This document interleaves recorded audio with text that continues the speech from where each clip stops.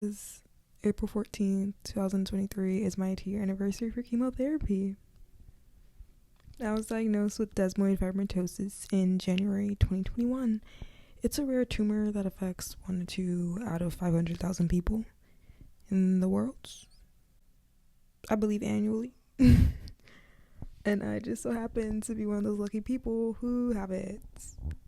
So the diagnosis process for me was a bit slow due to COVID. I had to really just go with the flow until I eventually went to the ER for a separate issue, and once they saw my tumor, things kind of picked up speed, diagnosis-wise at least. The diagnosis process for a desmoid tumor is a biopsy, so that is what I had done. I have a lovely video of me on anesthesia, and then a lovely picture of my tumor. Typically, desmoid tumors are able to be removed by surgery. However, due to mine being large and growing aggressively, that's not something I was accounted for. So instead, I was put on oral chemotherapy. In the meanwhile, I continued doing track. I honestly continued doing track for a while into my diagnosis and treatment. Straight after that, I was given a medical team.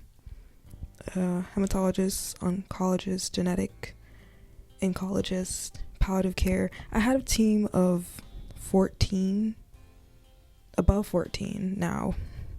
So I can't remember what all the specialists were, but I went through quite a few. Thanks to not only sorafenib, but also the side effects that I had to deal with. The first one being that I was allergic to it. Mixing together the antibiotics that I was given, I had a severe rash as it affected my face, back, arms, legs, chest, feet, hands. Luckily, it did clear up, though it did leave behind scarring on my arms. I do still have patchy skin that's kind of in the shape of the rash. I just call her my freckles. Like, I think she's chilling. There's really nothing deep about it. I also started to develop hands and feet syndrome due to the rash that had taken over my body. Having to go on chemotherapy, I had been told that I would have thinning of my hair. I have a lot of hair. I had a lot of hair, a lot of long, thick hair.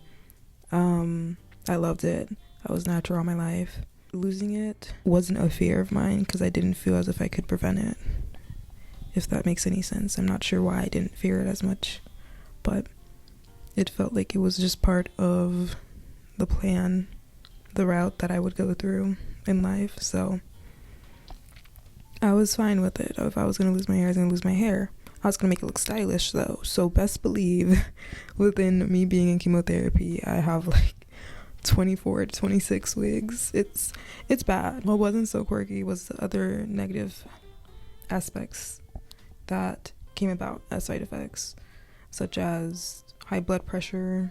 There's blood sugar issues that can come about. There's vein issues that can come about.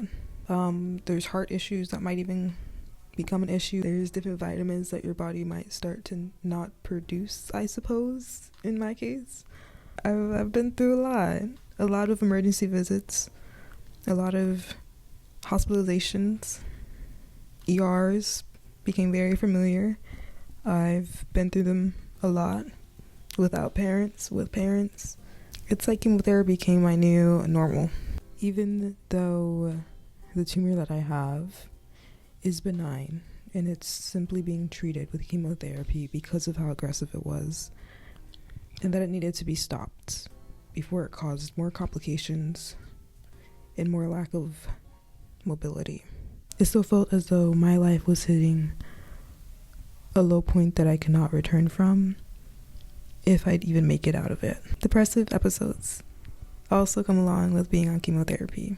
Something about morality could really change the psyche for the best or the worst at times. It got the best of me at moments, but then I was able to flip it around.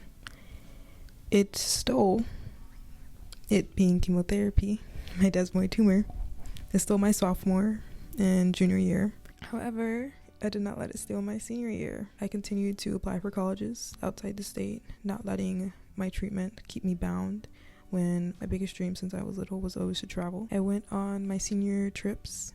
Even though I was in depressive episodes, I didn't allow my situation to take away from my life. I didn't allow it to take away from one of my passions, track. As soon as I was cleared the day before counties, I participated and made it all the way to states where I placed state. It was a very emotional moment for me because I was not able to train fully that year, and my training was halted and altered the year prior. While I don't see myself being able to continue it, just because of all the memories that it holds from chemotherapy, I was able to conclude it, which was nice. I will say, going to prom was tough. My confidence was stripped from chemo. Though I was okay with my hair being lost, though I was okay with the changes that I was going through because I had no other choice but to be okay with them, they still were draining. They still took a lot from me. I made it to college, even though I was tightroping that graduation line. Between spending half of my junior year in the hospital, the other quarter being depressed, and then the last quarter being fine, I'll forever be proud that I pulled myself through high school. I will say I've had a few ER visits. There's been some difficulties. There's been moments where I could not walk. There has been moments where my hair was getting the best of me and just trying to figure out how to do it while in a communal space and having to worry about how much hair was falling out and how it'd be an inconvenience to others. But I'm pulling through, as I hope everyone else is.